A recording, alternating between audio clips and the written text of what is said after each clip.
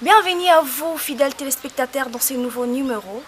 Nous recevons aujourd'hui une jeune femme, chef d'entreprise, évoluant dans le secteur alimentaire, que nous allons découvrir avec vous ensemble sur ces plateaux. Je suis Madame Bénédicte Mundele Kouvouna.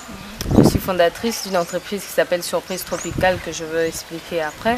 Oui. Et je suis aussi membre de la Fondation Kouvouna, où je suis chargée de la communication et les mentorats de jeunes au sein de la Fondation. Je suis aussi Global Shapers, une branche du Forum économique mondial. Le Forum économique mondial, c'est un forum qui rassemble les chefs d'État. Et moi, je suis dans la branche des jeunes, où je représente la jeunesse congolaise. Quelles sont les particularités de votre entreprise et vos méthodes de travail? En fait, Surprise Tropicale fait la livraison à domicile de fruits et légumes. Les clients font des commandes en ligne et on livre à domicile, premièrement. Deuxièmement, on fait aussi la transformation de quelques produits locaux. Donc, comme là, on fait les chips qu'on livre dans différents supermarchés. On est dans plusieurs supermarchés qu'on trouve nos produits. Et pour le but de ce service est de, premièrement, de faire promouvoir les produits locaux, parce que dans la livraison de nos fruits et légumes, on ne livre que des produits locaux. Et deuxièmement aussi, c'est de faire promouvoir l'agriculture congolaise. Et maintenant, que doivent faire l'État congolais ou les banques pour encourager de jeunes entrepreneurs? Selon moi, ce que les banques et l'État congolais doivent faire, premièrement, c'est d'aller vers les entreprises qui existent déjà. Oui. Parce que la meilleure façon d'encourager les autres entrepreneurs, c'est d'accompagner d'abord ceux qui existent et ceux qui émergent. Et je pense que l'État congolais et les banques congolaises doivent aller vers ceux qui existent et voir comment ils peuvent accompagner par rapport aux challenges qu'ils trouvent dans leur communauté. Nous sommes déjà au mois de la femme. Nous aimerions savoir, est-ce que la femme du 21e siècle est égale à l'homme? J'aimerais répondre à cette question en donnant un exemple. Oui.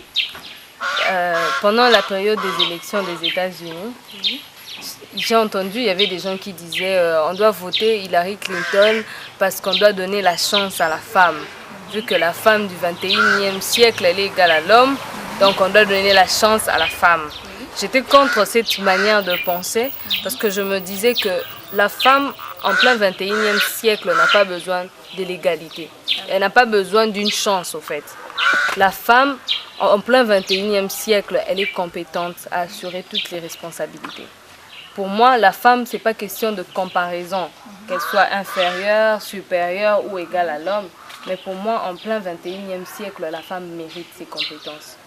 La femme, elle doit juste démontrer ce qu'elle a de potentiel en elle.